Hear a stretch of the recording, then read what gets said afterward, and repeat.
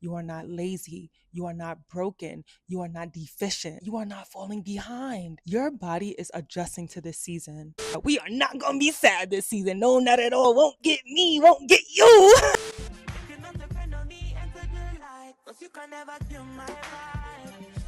So let's begin. Sad season, seasonal affective disorder. This is where we lose more time with sunlight. And for so many of us, everything shifts. Our cravings, our appetite, our mood, our energy, our motivation. Everything changes. And that's how you know it's the beginning of sad season and you're being affected. Seasonal affective disorder is your body struggling to regulate dopamine and serotonin because there's less sunlight. This directly ties into our gut health because 90% of our serotonin is produced in the gut and 50% of our dopamine is produced in the gut. So everything come back to the gut. So when we have less light, we have more stress. This is where the diet becomes inconsistent. This is where we struggle with motivation. This is where we're scrolling more and doing more things that distract us from tuning in with ourselves.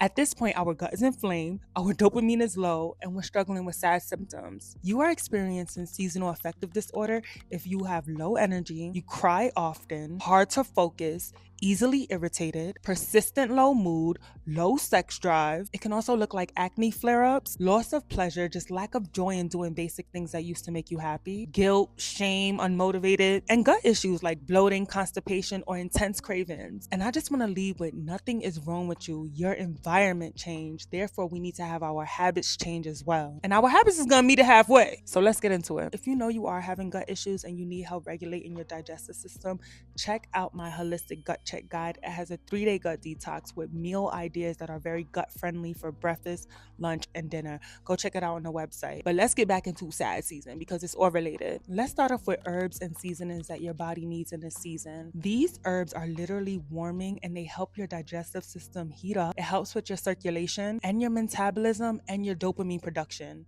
which is what we want. Cardamom, she regulates blood sugar, she helps heat up our digestive system, and she reduces stress cravings. So if you're experiencing a lot of crunchy foods, heavy fats, fried foods, if you're experiencing a lot of salt and sugar cravings, add more cardamom to your diet. Cinnamon, now she balances insulin and she helps with stabilizing energy. Highly recommend adding her to your coffee, adding her to your oatmeal. Cinnamon is that girl. Clove, that helps with decreasing inflammation, especially in the gut. And it's antiviral, so it helps to prevent colds and the flu. Ginger, now she increases dopamine, she reduces inflammation, and she helps with gut motility. We need ginger. I love to have daily ginger shots with ginger, turmeric, cardamom, and black pepper with a little bit of grapefruit or orange or just a citrus fruit. So I'll flirt with clementine, tangerines, lemon, lime, all that. I like to have that into my ginger shot. It's really strong, so it opens up your chest, but it's really great to start your mornings off with that. Fennel reduces bloating and it calms down our central nervous system. Turmeric and black pepper, we need to have them together because the piperine that's in black pepper helps us absorb the cumin that's in turmeric. They work together to help our bodies fight inflammation on a systemic level. Oregano and rosemary, antimicrobial, so it's great for winter immunity. Ashwagandha, she lowers our cortisol and helps us process stress better, which makes space for our bodies to properly regulate dopamine, which is what we want. All of these herbs help us, and I want to encourage us to always have these in our kitchen pantry. We can add them to oatmeal, teas, morning tonics, soups, roasted vegetables with a little bit of rice. You can add it to anything. I personally love to make a lentil stew with it, and I love to add it to my morning teas or coffee. Next, I want to talk about healthier dopamine hits. This is where our energy actually changes because dopamine is not really about pleasure, it's about motivation. So if your dopamine feels low, everything is going to feel heavy. You're going to feel like you're dragging throughout the day. You're going to literally feel like your brain is in a fog and you are slowed down dramatically. No, we getting up out of that. First thing we're gonna do, sunlight. First 5-10 minutes off the wake up. Before you make your bed, before you do anything, go and flirt with the sun. Sit by a window for 5 to 10 minutes and just soak that up. We need the sunlight, especially now that sunlight is so limited. We need to indulge into it. This helps our circadian rhythm and it also increases our dopamine. Not to mention, it also improves your sleep quality at night. Next, we want to have a protein-packed breakfast. This looks like 20 to 30 grams of protein. This helps with with sugar cravings, it helps to regulate our cortisols and it gives our bodies the precursors it needs to increase our dopamine. We could do a tofu scramble with some greens, so kale, spinach, arugula, a little bit of zucchini, asparagus, Brussels sprouts, something green. We could also do oats with hemp seeds and chia seeds with a little bit of flaxseed on there. We could do a lentil stew with mixed peppers and onions and ginger and cardamom and turmeric and black pepper. We can switch her up and have a lot of fun with it. We also want to start adding more fiber and fermented foods. This is going to help our digestive system. Anything that feeds our gut bacteria in a healthy way increases our serotonin. So we want to start adding kimchi as a side to salads or a side to a rice bowl, or you can even add it to sushi. We want to start adding sauerkraut on our sandwiches or putting it on the side of a soup. We can also have diluted ACV right before our meals. I personally love to just do the ginger shots. That's very helpful as well. I personally like to eat yogurt in the mornings or avocado toast on sourdough bread, but I make sure I get my fiber and I make sure I'm eating a fermented food no matter what. And I love me some kombucha. Nice little glass of kombucha right before you eat. It's just perfect. Next, we want to be moving our bodies and we want to move it with intention. And I just want to note that stretching counts. And I don't know if it's just me and I'm just in my 30s, but stretching becomes a non-negotiable, especially in the mornings. Need that every day. But I want to encourage us to start flowing with our movement in this season. Find your favorite movements. Think back to childlike joy. You like dancing when you was younger? Try a dance class. Oh, you like to jump rope? Jump rope outside. Or hopscotch? That goes back to jumping rope too. Or do a yoga flow or free Pilates that's on YouTube. But no matter what, we want to be moving our body. I personally love to rollerblade. I love Pilates. I love boxing. And I'm really starting to get into running lately. Your girl about to try for a little marathon, and you know what I'm saying? So I'm really excited about that. But I am learning how to move my body in ways that feel good. I like to have an even blend between stretch and flow and mobility. And then I also like to add in strength training. Now, this one might make y'all a little uncomfortable, but cold exposure. Every time you take a shower, that last 20 to 30 seconds, make it super, super cold. Cold exposure increases our dopamine by over 250%. We need that. Next, breath work. I personally like to take about 3 to 5 very deep breaths before I eat. It regulates my central nervous system and it lets my digestive system know, hey girl, we about to eat and we about to work. It creates this space to prepare your body to break food down. And it reduces emotional eating urges. When you got to sit down and pause before you eat it, it's like, should I really have the cookies? Do I really need this muffin? Should I really have this cake?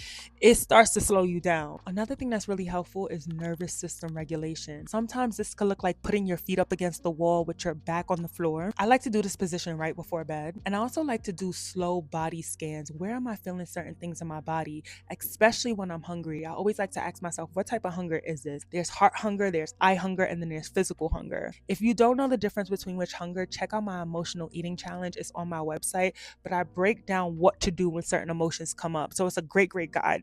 And lastly, and this may be a hard one, but less multitasking, less tabs in the brain, tabs in the heart, less I gotta do this. Start to eat with no distractions. I'm talking no phone, no TV, no screens. Have at least one distraction-free meal when you're eating. I'm talking get real intimate with your food. Just you and your food is on a little date. This way you can start chewing slower. You can start recognizing, oh, I like this texture with this flavor and I like this palette. It's going to show you everything you need to know as an emotional eater. And it's also going to show you everything you need to know to become an intuitive eater. And that's what we want. We want to be able to listen to our bodies and give it what it needs in real time. And these daily routines is where your life will change. I promise you, the biggest changes happen in the smallest ways. And it's really in the quiet routines that allows us to remain stable. Now, I know sometimes when it comes to wellness, it's easy for it to feel expensive, luxurious, and out of our reach. But free things, free low budget things that you can start doing right away are daily walks, getting sunlight the second you wake up, hydration before coffee, hydration before coffee, hydration before coffee. Hydrate yourself first thing in the morning. Either do a diluted ACV shot, ginger shot, room temperature water with lime or lemon, but make sure you are absolutely drinking water. I like to add a little bit of pink sea salt to my water and call it a day. a little bit of lemon, a little bit of cucumber, a little bit of lime if I have it, and that's it. Hydrate first. If you on a budget, this is where you want to stock up on beans, lentil, quinoa, oats, and brown rice. Then we want to start going into the proteins, your favorite meats. But if you're more vegetarian, this is where tofu scrambles come into play. As far as veggies, always have onions, mixed peppers, carrots, ginger, garlic, sweet potatoes, kale, spinach, arugula, Brussels sprouts, string beans, all of that. Even if you can get just 3 to 4 green vegetables, that's more than enough. Another free tip, start journaling. Not only gratitude journaling, but really writing down how you feel and what you ate for that day. This is going to serve as a compass for your body. You will start to notice which foods are giving you energy and which foods are taking it away. And that's going to tell you everything you need to know on how you should be eating this season. And I just like to ask myself, what does my body need? What is it telling me? Especially when I'm craving sugar, what is it ultimately telling me? Is it telling me that I really need a hug? That I just really need some affection and some intimacy? And I notice when I'm craving salt, it's really like I'm frustrated, I'm angry, I need to set better boundaries. Every single craving, every single thing our body feels is a message and a signal for us to change, heal, or address it. Sorry, I'll go in about that subject because we really need to learn what's going on with our bodies and how to feed it in the right ways. Those body scans where you start to notice, oh, I'm tense in the shoulder, my jaw is tight, it's going to tell you everything you need to know. Maybe you just need to relax and rest. Maybe you need to stop scrolling. It's giving more meditation, EFT tapping, journaling, prayer, things that actually can get you spiritually grounded. Because when we are grounded, it signals safety and that improves our digestive system. I want the next video to be about wellness when you're broke or you're on a budget. Let me know if y'all want that too. Write it down in the comments. Tell me what type of wellness content you want to see because I would love to show up and give it to you. This is just my jam. I love talking about eating and feeling and living better. I'm just into it. I don't know. But I want you to remember this. You are not lazy. You are not broken. You are not deficient. You are not losing it. You are not falling behind. Your body is adjusting to this season. And with the right habits, the right foods, the right grounding rituals, the right education, you can start to rebuild your energy from the inside out. It's a magic to it. If you need additional help around gut health, eating for energy, and emotional eating, check out my website. There are a ton of resources. Join the Full Cup community. It is a membership. It is $4.99 a month. And every single week we post gut-friendly recipes for breakfast, lunch, and dinner and snack ideas. But if you know you might need more individualized support, check out my website and book a holistic nutrition consultation. This is where we will go over your health history. This is where we will get clear on your habits, your wellness goals, how to match the two. And I create a customized meal plan that works for you, your lifestyle, and your wellness goals. So definitely go to my website, check it out, take what you need, and take care of you. So cheers to that. We are not going to be sad this season. No, not at all, not at all. Won't get me, won't get you. Later, y'all.